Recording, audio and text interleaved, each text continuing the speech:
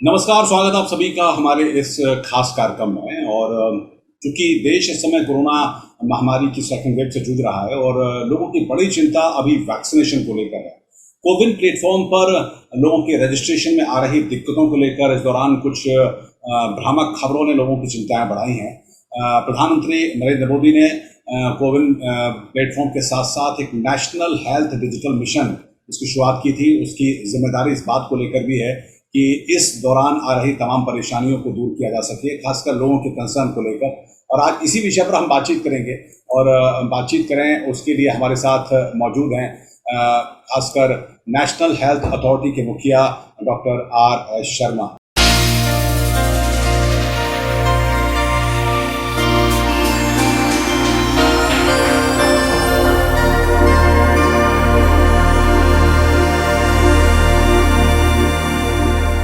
Sharma sir, बहुत बहुत स्वागत आपका लोकसभा टीवी में।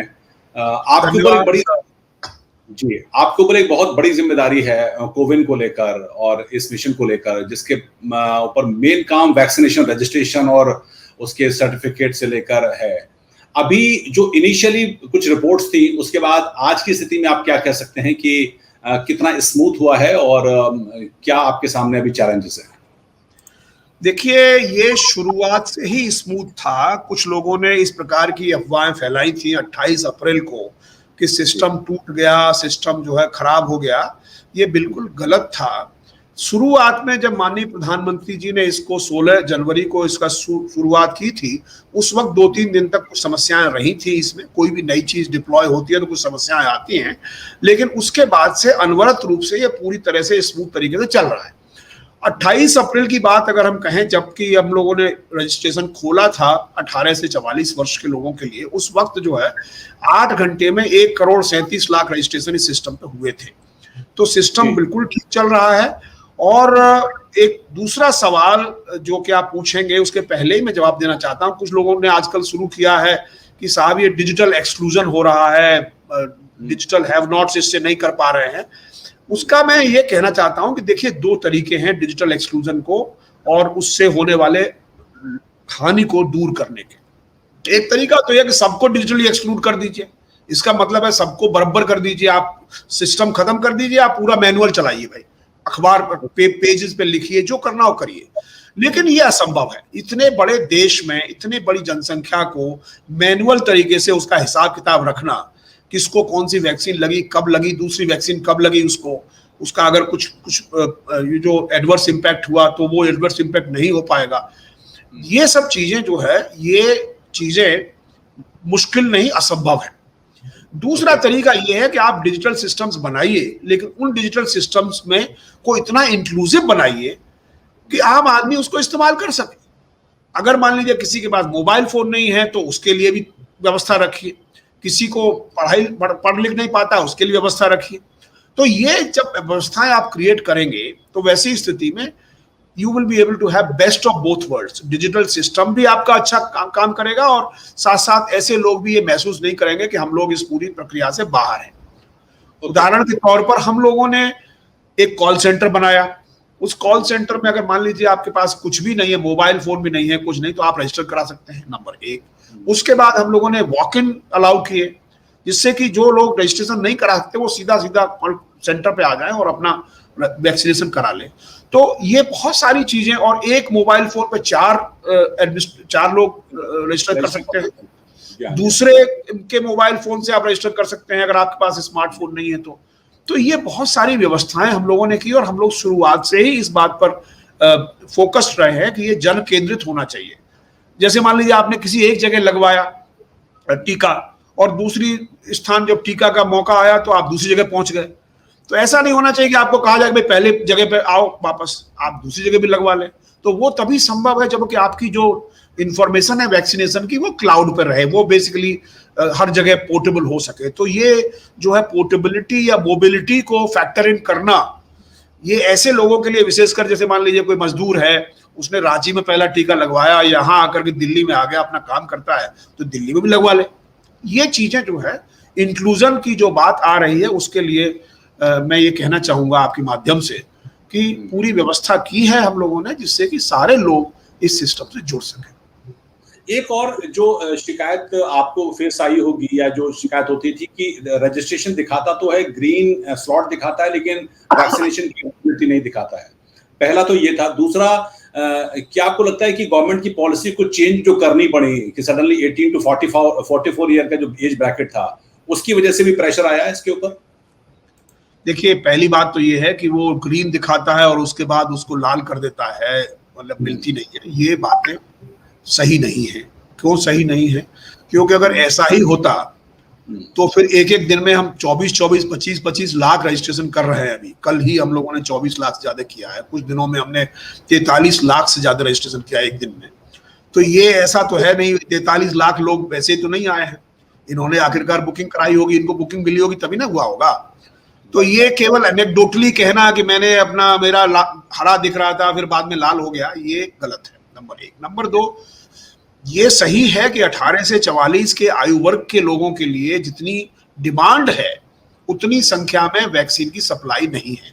जैसा कि आप जानते हैं, केंद्र सरकार का जो वैक्सीनेशन जो देती है केंद्र सरकार, वो बेसिकली 45 वर्ष से ऊपर के लोगों के लिए है और सरकारी सेंटर्स पर मुफ्त में है। ये सारी चीजें राज्य सरकारों को दी जाती हैं। कुछ राज्य सरकारें अपने यहाँ वैक्सीन प्रोक्योर कर रही हैं और उन्होंने कहा है कि हम 18 से 44 साल के लोगों को लगाएंगे। उसी प्रकार से प्राइवेट अस्पताल भी लगा रहे हैं। तो क्योंकि वो वैक्सीनेशन की संख्या बहुत कम है, अभी 4-5 लाख एवरेज है करीब करीब, तो वैसी स्थिति में क्या हो रहा है कि ये जो डिमांड है, 5 करोड़ लोग करीब करीब हमारे प्लेटफॉर्म पर 18 से 44 वर्ष के रजिस्टर्ड है और 5 लाख प्रतिदिन वैक्सीनेशन होता है। तो जाहिर है डिमांड सप्लाई का रेशियो अभी भी थोड़ा सा खराब है एक तरह से। धीरे धीरे ये सुधरेगा निश्चित रूप से, क्योंकि वैक्सीन की सप्लाई सुधरेगी तो अपने आप ये सुधरेगा। तो उसमें क्या होता है कि कुछ वैक्सीन की वैकेंसी 100 खुली, अब उसमें क्योंकि 10,000 लोग चल रहे हैं तो बेसिकली 90% लोगों को मिलती है, 90% लोगों को नहीं मिलती, 10% लोगों को मिलती है या 1% लोगों को मिलती है, अगर 1 और 100 का अनुपात है तो वैसी स्थिति में लोगों को लगता है कि मुझे नहीं मिली, कुछ दूसरे लोग ले गए, और ये शिकायत है कि साहब आपने जो है ये बॉट के माध्यम से और ये ऑटोमेटिक करने के माध्यम से ले लिया। ये बिल्कुल गलत चीजें हैं, क्योंकि हम लोगों ने बैकएंड में पूरी डेटा की एनालिसिस करके ये हम प्रूव कर सकते हैं कि ये बिल्कुल आशंका निराधार है। ओके, ये जो तीसरी ड्राइव की अब जो शुरुआत होगी 18 टू 44 और जो स्टार्ट भी हुई है, इसका लार्जेस्ट फेज संभवतः हो सकता है, कितनी तैयारी आपकी तरफ से है? और चूंकि पॉपुलेशन के साइज को देखते हुए कहा जा रहा है कि अभी बहुत बड़ी संख्या है जिसको अभी ये वैक्सीनेशन होना बाकी है। देखिए, ऐसा है कि हमारा जो 2 बातें हैं, एक तो टेक्नोलॉजी के दृष्टिकोण से हमें कोई समस्या नहीं है। टेक्नोलॉजी के दृष्टिकोण से इसमें 2 करोड़ वैक्सीनेशन प्रतिदिन हो, कोई समस्या नहीं है। 5 करोड़ लोग रजिस्टर हो प्रतिदिन, कोई समस्या नहीं है। तो इसलिए ये प्लेटफॉर्म के बारे में आप निश्चिंत रहिए कि प्लेटफॉर्म पूरी तरह से सुरक्षित भी है, पूरी तरह से स्केलेबल भी है और पूरी तरह से सुगम भी है। रही बात कि इकोसिस्टम में उतनी कैपेसिटी है वैक्सीनेट करने की कि नहीं, तो हम ये कहना चाहेंगे कि हमारे देश में इतनी क्षमता है कि हम लोगों ने 1 लाख के लगभग हमारे सेंटर्स हैं, सरकारी और प्राइवेट मिला करके, और जब वो 1 लाख लोग 1 लाख एंटिटीज वैक्सीनेशन चालू करती हैं, अगर उसकी एवरेज कैपेसिटी 200 भी होती है तो हम 2 करोड़ वैक्सीनेशन एक दिन में कर सकते हैं साहब। ओके, तो अभी जो कोई उस क्षमता में भी कोई कमी नहीं है। लोगों की डिमांड होनी चाहिए और वैक्सीन की सप्लाई होनी चाहिए, और वर्तमान में जो वैक्सीन की सप्लाई धीरे धीरे बढ़ रही है तो ऑटोमेटिकली चीजें सुधर जाएंगी। ये जो एक्चुअली हुआ क्या है कि सेकेंड वेव जब आई तो लोगों को लगा कि भाई जल्दी से जल्दी हम वैक्सीनेट करवा दें। जाहिर भी है वैक्सीनेशन से बढ़िया कोई एंटीडोट इसका नहीं है बीमारी का। तो वैसी स्थिति में एक प्रकार से बहुत ज्यादा सिस्टम में लगा कि भाई बहुत प्रेशर आया। लेकिन मैंने जहां एक जगह और भी उदाहरण दिया था, मैंने ये कहा था कि ये कोविन तो प्लेटफॉर्म है। अब इस प्लेटफॉर्म पे मान लीजिए 6 करोड़ लोग आ गए और ट्रेन चल रही है कम, क्योंकि सप्लाई वैक्सीन की अभी फिलहाल कम है 18 से 44 वर्ग की। तो अब आप कम ट्रेन के लिए प्लेटफॉर्म को दोष तो नहीं दीजिएगा। तो दुर्भाग्य से क्या हो रहा है कि लोग प्लेटफॉर्म को ही दोष देने लगते हैं कि ये प्लेटफॉर्म चल नहीं रहा है, इसमें जल्दी वैक्सीन खत्म हो जा रही है। अब प्लेटफॉर्म की गलती नहीं है उसमें, लेकिन फिर भी जो मेरा कहना है कि भाई थोड़ा सा संयम रखने की आवश्यकता है, थोड़ा सा वो करने की, पेशेंस रखने की। जैसे सरकार ने भी बयान दिया है कि जून के इस महीने से हम लोगों की सप्लाई बहुत बेहतर होगी। हम लोग करीब करीब 12 करोड़ 13 करोड़ वैक्सीन देने की स्थिति में होंगे इस महीने से। तो ये, और मुझे लगता है धीरे धीरे सतत प्रयास जारी हैं और वैक्सीन बेहतर सप्लाई होगी। एक चीज और जो कही गई थी डिस्कोर्स में जिसने कंफ्यूजन किया कि कोविन का प्रायोरिटाइजेशन मतलब डेटा कलेक्शन है, वैक्सीनेशन कवरेज की तरफ नहीं है। इस आरोप पर आप क्या कहना चाहते हैं? ये तो बिल्कुल निराधार मतलब आरोप पर क्या जवाब दूं मैं, क्योंकि आप देखिए हम क्या डेटा कलेक्ट करते हैं लोगों से, उनका नाम पूछते हैं, राइट, उनकी उम्र पूछते हैं और उनका जेंडर पूछते हैं। तो ये कोई ऐसी बड़ी भारी स्टेट सीक्रेट तो है नहीं नाम पूछना। नाम के बिना तो मैं आपको भी संबोधित नहीं कर सकता, आप मुझे भी संबोधित नहीं कर सकते। नाम तो कोई पब्लिक चीज है। उसी प्रकार से एज भी कोई बहुत बड़ा फैक्टर नहीं है, जब तक कि आप मतलब कोई छुपाना चाहते हो, अलग बात है। और जेंडर भी कोई ऐसी चीज नहीं है जो कि बड़ा मतलब दबी छिपी चीज हो। तो कैसी इंफॉर्मेशन हम कलेक्ट कर रहे हैं, कौन सा डेटा कलेक्ट कर रहे हैं भाई जिसके बारे में लोग बोलते हैं? ये बिल्कुल बेकार की बात है। बिना इस प्रकार के सिस्टम के ये प्रोग्राम इतने लार्ज स्केल पर नहीं चल सकता। ये मेरा असर्शन है, मेरा दावा है। इसलिए कोई प्रश्न ही नहीं उठता कि हमें कोई डेटा कलेक्शन की जरूरत हो इस प्रकार की। और बेसिकली ये सारा का सारी प्रक्रिया बनाई गई है लोगों के जीवन को सरल बनाने के लिए। जो हमारे प्रधानमंत्री जी कहते हैं ईज ऑफ लिविंग, उस तरह का चीज है। ये कोई डेटा कलेक्शन एक्सरसाइज नहीं है। एक और मेरा सवाल ये था कि आपने कहा कि ये जो तैयारी चैलेंजेस अभी आपके सामने क्या आने वाले हैं, या चीजें आपको लगता है कि अब चीजें स्मूथ होंगी? वो नंबर ऑफ वैक्सीनेशन की बात आपने करी है, तो क्या आगे आने वाले समय को, खासकर ये 2 महीने 3 महीने को आप कैसे देखते हैं? देखिए, मैं ये देखता हूं कि टेक्नोलॉजी के दृष्टिकोण से चैलेंजेस हमेशा रहते हैं, एक सेंस में कि परिवर्तन होते रहते हैं। जैसे फॉर एग्जांपल अब नई नई वैक्सीन आएंगी, उनको हमें सिस्टम में इनकॉर्पोरेट करना पड़ेगा। नए नए नियम आएंगे कि ये पहले 60 साल से ऊपर था, फिर 45 और 45 से 60 के बीच में कोमॉर्बिडिटी हुआ, फिर 45 वर्ष से ऊपर का हुआ, फिर 18 वर्ष से ऊपर का हुआ। हर स्टेट में कुछ कुछ अलग अलग नियम हैं, उनका हुआ। तो हम लोगों ने क्या किया है कि एक प्रकार से जो एपीआई, कॉमन एपीआई की बात हम लोग कर रहे हैं, ओपन एपीआई में, उसके माध्यम से बहुत सारे थर्ड पार्टी के एंटिटीज, स्टेट गवर्नमेंट्स, ये सब एप्लीकेशंस बना सकते हैं, फ्रंट एंड एप्लीकेशंस। वही हमने रिलीज किया है कुछ दिनों पहले, 1 सप्ताह पहले लगभग। उससे क्या होगा कि जो इनोवेशंस होंगे या जो अलग अलग रूल्स हैं वैक्सीनेशन के, उन रूल्स को भी हम लोग इनकॉर्पोरेट कर सकेंगे।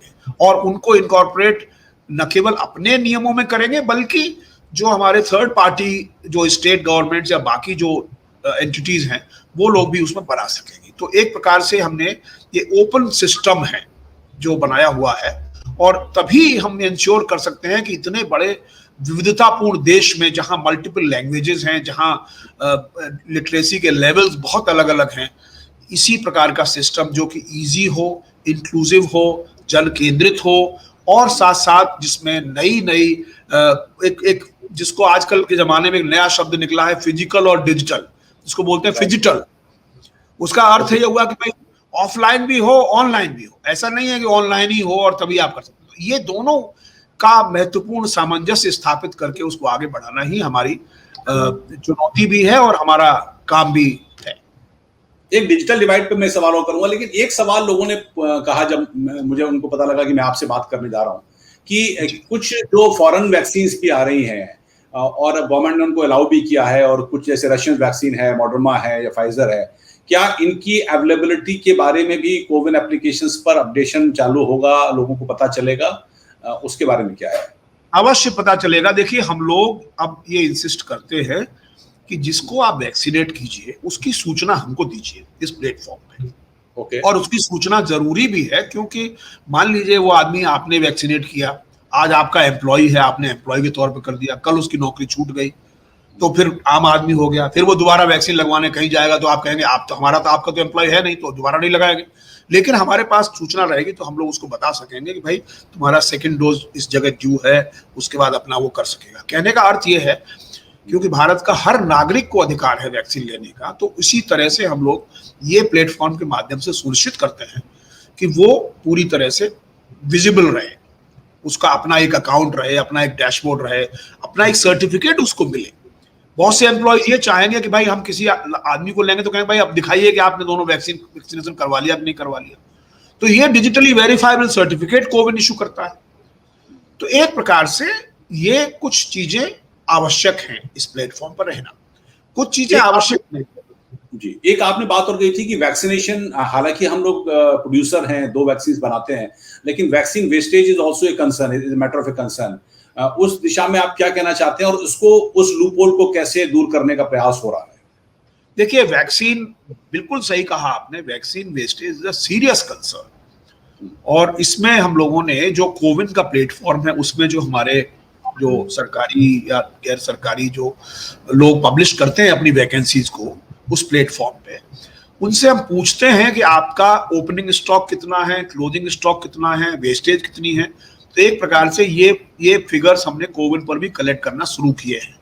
और वो इसलिए नहीं शुरू किए हैं कि हम कोई मॉनिटरिंग उसकी करेंगे, बल्कि इसलिए शुरू किए हैं कि कोविन प्लेटफॉर्म, और दुर्भाग्य से समस्या क्या है, कुछ लोग कहते हैं कि ये सेंट्रल गवर्नमेंट का प्लेटफॉर्म है। देखिए, प्लेटफॉर्म कौन चला रहा है वो इंपॉर्टेंट नहीं है, प्लेटफॉर्म किसके लिए चल रहा है वो इंपॉर्टेंट है। तो ये जो प्लेटफॉर्म है, अगर आप देखेंगे इसमें, इसका जो डैशबोर्ड देखेंगे तो उसमें हर जिले के, हर राज्य के हर जिले में क्या स्टेटस है, किस वैक्सीनेशन सेंटर ने कितनी वैक्सीन लगाई, किस वैक्सीनेशन सेंटर, पूरी डिटेल्ड इंफॉर्मेशन अवेलेबल है। और उसके अलावा एक डैशबोर्ड ऐसा भी है जो पब्लिक के लिए अवेलेबल नहीं है, लेकिन जो पॉलिसी मेकर्स हैं हर स्टेज पे, चाहे वो डिस्ट्रिक्ट के हों चाहे स्टेट के हों, वो अवेलेबल है।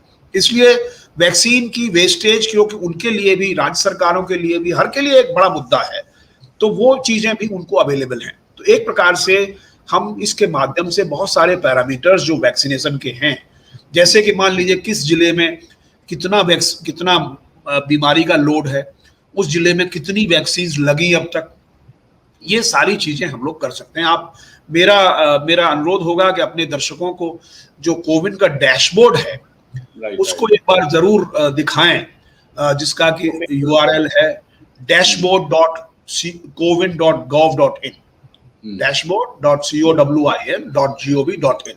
इसमें आप देखेंगे कि सारे के सारे ट्रेंड्स कितने हैं वैक्सीनेशन के, पिछले 30 दिनों में कहा, तो एक ट्रांसपेरेंट तरीके से बताता है। अदरवाइज क्या होता है आप जानते हैं, कोई कहेगा हमने 20 लाख लगा दी, कोई कहेगा हमने 50 लाख लगा दी।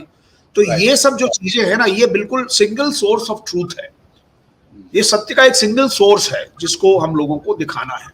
तो वो जो चीज है वो इससे प्लेटफॉर्म से आती है।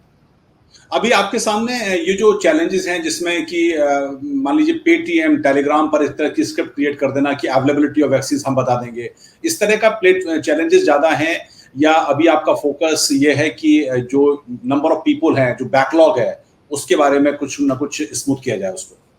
देखिए, चैलेंजेस हमारे लिए पेटीएम, टेलीग्राम जो वैकेंसी दिखाने के लिए बना रहे हैं, उसमें कोई चैलेंज नहीं है, क्योंकि हम लोगों ने तो ये सिस्टम अपने आप ही हमने ओपन किया कि मान लीजिए आपको वैक्सीनेशन करवाना है तो आप हर बार लॉगिन करके जाइए अपने अकाउंट में, तब देखिए कि कहाँ कहाँ जगह खाली है। उसकी जरूरत नहीं है, बिना बात के आप जाइएगा, फिर उसके बाद हम आपको OTP देंगे वगैरह वगैरह, बहुत सारी चीजें। तो ये तो वैकेंसी अवेलेबिलिटी केवल एक रीड एक्सेस है जिसको बोलते हैं, आप पढ़ सकते हैं उससे, और वो इसीलिए 5 मिनट के अंतराल पर हम उसको अपडेट करते हैं। तो ये पब्लिकली अवेलेबल चीज है, तो चाहे पेटीएम करे या कोई करे, उसमें कोई समस्या नहीं है। लोग अपना बिना, हमारे पोर्टल पर भी अवेलेबल है, आरोग्य सेतु पर भी अवेलेबल है। तो ये चीजें जो जानबूझ के हम लोगों ने इसको ओपन किया है कि लोगों की सुविधा के लिए ओपन किया है। और अगर मान लीजिए उसमें किसी और ने कोई अच्छा एप्लीकेशन बना लिया तो उसकी कोई हमको चिंता नहीं है। तो ये चैलेंज नहीं है, चैलेंज यही है कि हम लोग इस प्लेटफॉर्म को अच्छे तरह से चला सकें, लोगों को और UI, इसका यूजर एक्सपीरियंस अच्छा हम कर सकें, यही हमारी वो है। अब कई बार क्या होता है, देखिए हमने बहुत सिंपल कर दिया कि भाई आपका मोबाइल नंबर से आप उसको अकाउंट बना लीजिए। जी, तो आपने मोबाइल नंबर से अकाउंट बना लिया और उसमें आपने पहली डोज ले ली और आपके डैशबोर्ड पे आ गया कि भाई पहली डोज आपकी ये हो गई, दूसरी डोज अब ड्यू है। अब आपने पता नहीं किस कारण से एक दूसरे मोबाइल को लेकर के दूसरा अकाउंट बना लिया। राइट। तो मैं तो नहीं पता है कि आप ही वही व्यक्ति हैं जो पहला अकाउंट था, तो लोगों ने जबरदस्ती बना लेते हैं, उसके बाद उनको दूसरी डोज लगी तो वो सिस्टम समझता है कि भाई तो पहली डोज है इनको, राइट राइट। तो सिस्टम ने उनको एक और सर्टिफिकेट इशू कर दिया। अब वो 2 प्रोविजनल सर्टिफिकेट लेकर घूम रहे हैं। अब कह रहे हैं भाई हम तो एक ही आदमी थे लेकिन 2 सिस्टम ने। अब सिस्टम का उसमें क्या गलती है भाई?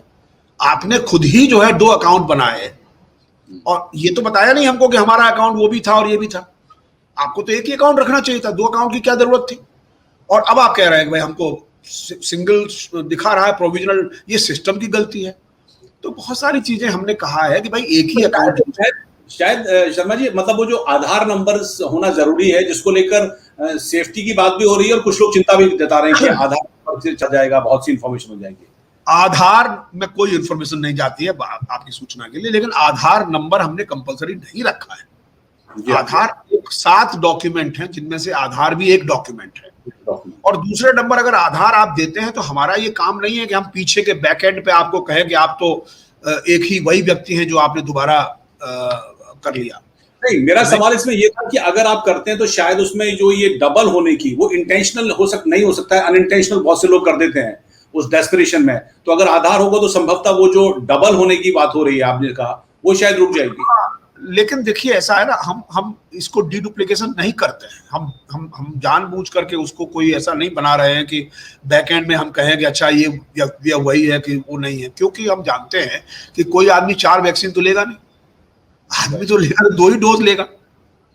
तो इसलिए उसकी बहुत ज्यादा हमको उसमें चिंतित होने की आवश्यकता नहीं है, इसीलिए हम नहीं करते हैं। लेकिन उसकी वजह से लोगों को खुद ही परेशानी हो रही है। हम लोग बार बार आपके माध्यम से भी आज कहना चाहते हैं कि भाई अपना एक बना लीजिए अकाउंट, आपके परिवार के लोगों का 4 का अकाउंट बना लीजिए, उसमें पूरा देखिए अच्छे से कब किसको वैक्सीन लगी, सबके अपॉइंटमेंट उसी से ले लीजिए, उसी के हिसाब से सर्टिफिकेट ले लीजिए, वही सर्टिफिकेट डाउनलोड कर लीजिए। तो इस प्रकार से एक अच्छा सिस्टम बनाया गया है। उस अच्छे सिस्टम को आप खुद ही अब चाहिएगा कि हम 2 अकाउंट कर लें, 3 अकाउंट कर लें, तो उससे कोई फायदा नहीं होगा।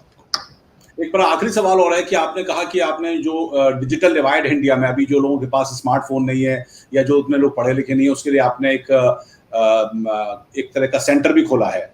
क्या आपको लगता है कि वो काफी है और उसमें रिस्पॉन्स किस तरह का है? क्योंकि इंडिया में डाइवर्सिटी बहुत ज्यादा है, लैंग्वेज बेसिस पर है, तो हो सकता है कि जो लोगों के पास में लैंग्वेज बेस पर प्रॉब्लम हो, वो भी एक चैलेंज आपके सामने आ रहा हो। देखिए ऐसा है, मैं आपको स्पष्ट कर दूं कि डिजिटल डिवाइड जरूर है हिंदुस्तान में, ठीक है ना, इसमें कोई शक नहीं है। लेकिन इतना डिजिटल डिवाइड नहीं है जिसकी बात लोग करते हैं, और इतने हिंदुस्तान के लोग इतने अज्ञान या मतलब कितने इनएक्सपीरियंस नहीं है। आप सोचिए, हिंदुस्तान में करीब 100 करोड़ से ऊपर कनेक्शंस हैं मोबाइल के। हिंदुस्तान की जनसंख्या 130 करोड़ है। हिंदुस्तान में करीब 700 मिलियन अर्थात 70 करोड़ इंटरनेट के कनेक्शंस हैं। हिंदुस्तान में 60 करोड़ स्मार्टफोन है। हिंदुस्तान में 300 करोड़ 3 बिलियन मतलब एक दिन में 10 करोड़ ट्रांजैक्शन होते हैं यूपीआई के। हिंदुस्तान में आज सब्जी वाला भी अपने यहाँ पेटीएम का या यूपीआई का क्यूआर कोड रखता है, लोग पेमेंट करते हैं। 10 रुपए का पेमेंट भी हम यूपीआई से करते हैं, ठीक है ना। हिंदुस्तान ही अकेला देश है विश्व में जहां लोग मोबाइल पे फिल्म देखते हैं। और हिंदुस्तान में जो डेटा का कंजम्पशन है वो दुनिया में पर कैपिटा सबसे ज्यादा है, 10 गीगाबाइट पर मंथ पर यूजर।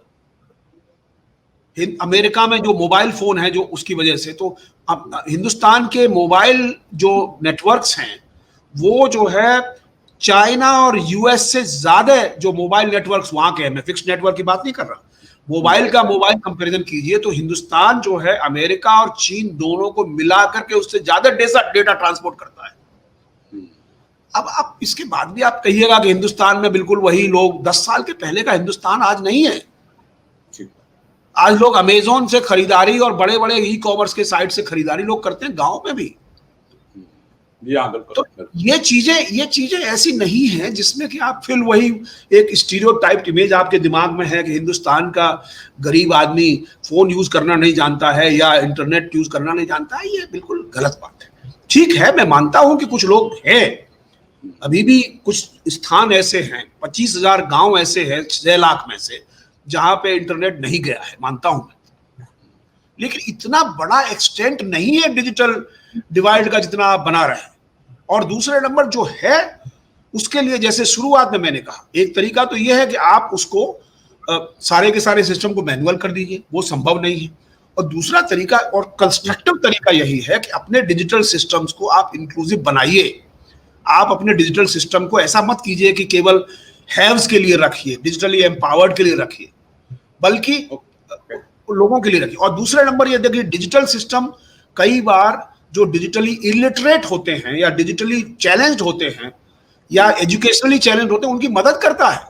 अभी जैसे मैंने कहा आपको कि आपको अगर एक कोवैक्सीन लगा लिया आपने, और किसी आदमी ने जो बहुत ज्यादा वो शिक्षित नहीं है, बहुत ज्यादा उसको अवेयरनेस नहीं है, दूसरी बार भी उसको कोवैक्सीन लगे, ये सिस्टम ही सुनिश्चित करता है। जी हाँ, जी हाँ, जी हाँ, जी हाँ। तो इसलिए ये कहना कि ये सिस्टम तो बिल्कुल उनके लिए नहीं है, ये गलत है। वो बेचारा आदमी लेकर के अपना पर्ची घूमता रहेगा, और पर्ची मान लीजिए उसके खो गई, तो उसके पास क्या प्रूफ रहेगा कि भाई मैंने कौन सी वैक्सीनेशन लगवाई थी, कौन सी वैक्सीन लगवाई थी। तो ये भी बहुत एक भ्रांति है लोगों के दिमाग में कि डिजिटल सिस्टम्स जो है केवल डिजिटली एम्पावर्ड लोगों को मदद करते हैं। डिजिटल सिस्टम्स जो हैं, अब सौभाग्य से डिजिटल सिस्टम्स में हमारे यहाँ विश्वास पैदा हुआ है। पेमेंट सिस्टम में आप मान लीजिए 20 रुपया देते हैं, और आप एक आज गरीब आदमी भी जानता है कि 20 रुपया मैं यूपीआई से पेमेंट करूंगा तो फट से मेरा हो जाएगा, और उसको कभी ज्यादा फोर्जरी या ज्यादा मतलब प्रॉब्लम नहीं पैदा होती है। तो इसलिए ये डिजिटल कॉन्फिडेंस है, डिजिटल नंबर्स ज्यादा हैं। और हिंदुस्तान में हमारे माननीय प्रधानमंत्री जी ने जो डिजिटल इंडिया प्रोग्राम किया था 2014 में, उससे बहुत बड़ा परिवर्तन आया है इस देश में।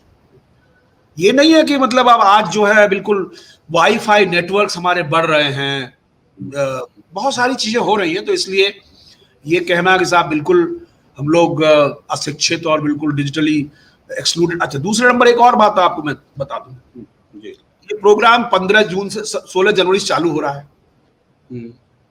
ये डिजिटल एक्सक्लूजन की बात कब से चालू हुई, मुझे बता दीजिए। आप उठा के देख लीजिए, ये मतलब अखबार या डिजिटल मीडिया, ये बात तब से चालू हुई है 1 मई के आसपास से, जब से ये 18 से 45 वर्ष के लिए खुला है।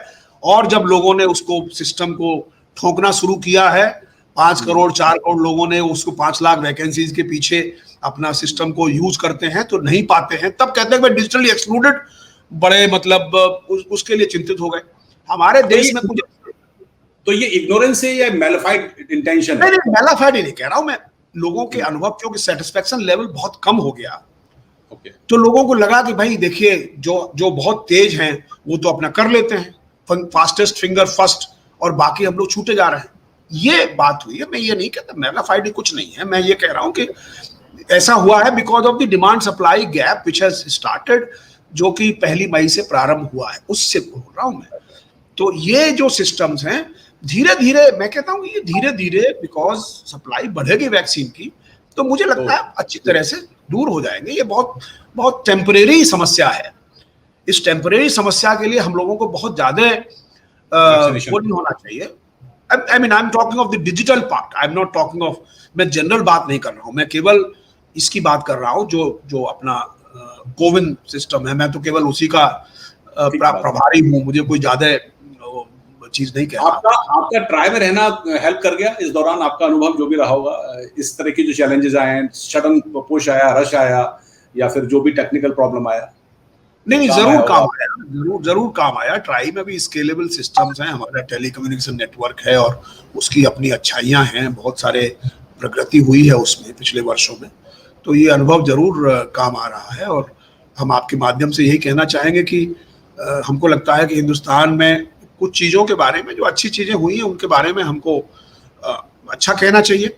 कुछ चीज़ें अगर कमियां हैं तो उनके बारे में भी बताना चाहिए निश्चित रूप से। और उन कमियों को ऐसा नहीं कहते कोई सिस्टम में इंप्रूवमेंट नहीं हो सकता, ये तो बिल्कुल गलत बात होगी। कोविन में भी इंप्रूवमेंट होगा, और इंप्रूवमेंट हम करते रहते हैं। जैसे आपने अभी कहा मल्टीपल लैंग्वेजेस में, तो मल्टीपल लैंग्वेजेस में वैसे तो ये है कि कोविन में केवल 3 ही फील्ड है, नाम, उम्र, जेंडर। तो उस तीनों फील्ड्स को और इनपुट तो रीजनल भाषाओं में होता नहीं है, बड़ा डिफिकल्ट है टाइप करना। अगर तेलुगु में आप टाइप करेंगे कंप्यूटर में तो मुश्किल है, हिंदी में टाइप करना भी मुश्किल है, तो लोग जनरली रोमन स्क्रिप्ट में लिखते हैं। तो ऊपर वाले जो हेडिंग्स हैं उन हेडिंग्स को हमको बदलना चाहिए, उनको हेडिंग्स को हमको अंग्रेजी के अलावा हिंदी में बाकी सारी भारतीय भाषाओं में करना चाहिए। तो ये सब चीज हम करते रहेंगे, ऐसी बात नहीं है कि हम उसको इम्प्रूवमेंट नहीं करेंगे, जरूर करेंगे। बहुत बहुत धन्यवाद लोकसभा टीवी से बात करने के लिए, अपना समय देने के लिए। और बहुत इंपॉर्टेंट ये है कि जो मिथ्स क्रिएट होते हैं या फिर जिस भी वजह से लोगों के मन में भ्रांतियां आती हैं, उसको आपने दूर करने की कोशिश की। हमसे बात करने के लिए आपका बहुत बहुत शुक्रिया। धन्यवाद, बहुत बहुत शुक्रिया आपका। आपको लिए इजाजत, इस खास कार्यक्रम में इतना ही। नमस्कार।